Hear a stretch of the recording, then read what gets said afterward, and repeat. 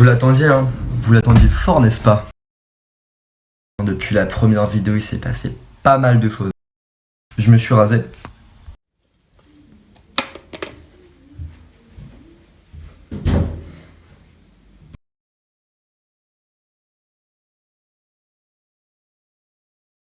J'ai donc pris la peine de retirer les quelques poils vénitiens qui occupaient la partie inférieure de mon visage, afin de ressembler à un être plus juvénile qui, dans ces moments-là, n'est pas forcément une chose si grave dans le sens où la femelle est si rare dans la rue que bon, qu'est-ce que tu veux que je fasse?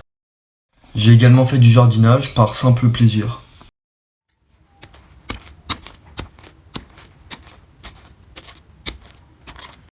Avoue que t'aimerais bien manier aussi bien le râteau que moi.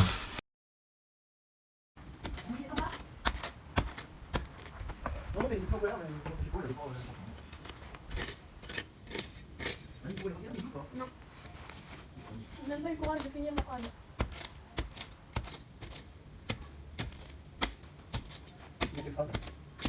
C'est parti.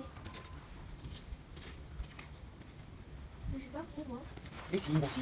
Et enfin, j'ai décidé d'aller prendre l'air car je l'ai serré dans ma tête, tu te rends pas compte. J'ai donc pris ma sacoche, j'ai mis la petite feuille dedans, j'ai pris le vélo et c'est bon, on est parti mon pote. Sacoche, vélo, on franchit les portes de l'enfer. Les amis, là c'est bon, je me retrouve dans une zone à risque là. Frère, je suis dans une zone à risque là, c'est fou. Waouh, je suis dans le No Man's Land en direct. Et voilà, c'est parti. Et au bout de 2 mètres, je me rends compte tout simplement que la roue avant est crevée. Retour à la case départ, mon pote.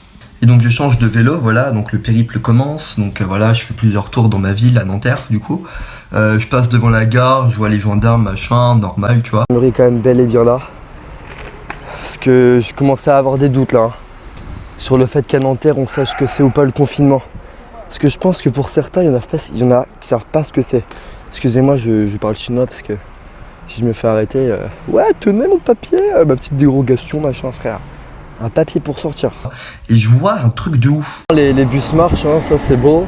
Il y a des gens à l'arrêt dans la rue. C'est qu'il y avait autant de gens dans la rue qu'en temps normal, putain. Mais dans cette ville, personne ne respecte le confinement. La vie de ma mère, je pense que les Nantériens, ils ont une... Ah, je suis désolé de ce qui vient de se passer, je commence à serrer dans ma tête. J'ai des soucis. Du coup, je commence à m'égarer et je vais un peu plus loin que Nanterre, tu vois. Genre là, je commence à prendre mes couilles. Je me dis, tu sais quoi, la feuille, ce qu'ils disent, je m'en bats les couilles, j'y vais. À ce moment-là, j'ai commencé à oublier que si je me faisais choper, c'est 38 € dans ma gueule. Donc là, c'est super sympa, voilà, j'ai crevé. Où ça?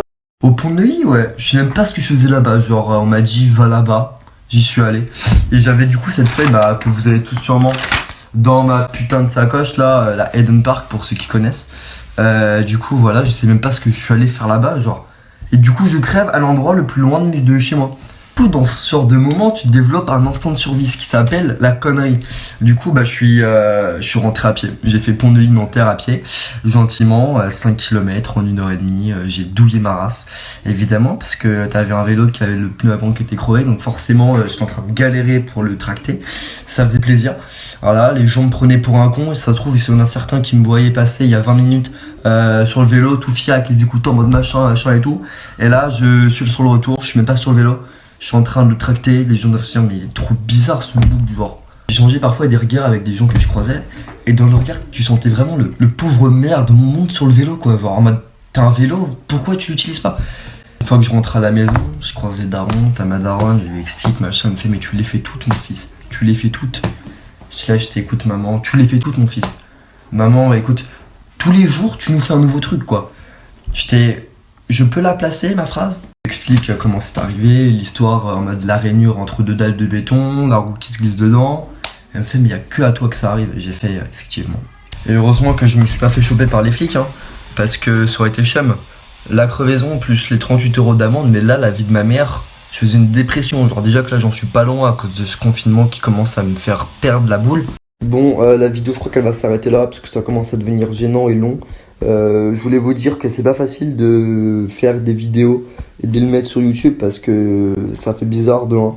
Et puis je pense qu'il y a des gens qui doivent se dire wesh le poteau, c'est gênant ce qu'il fait, mais en soi frère, oui c'est gênant.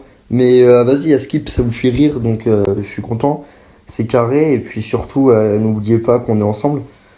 Et puis voilà, ça, quel plaisir.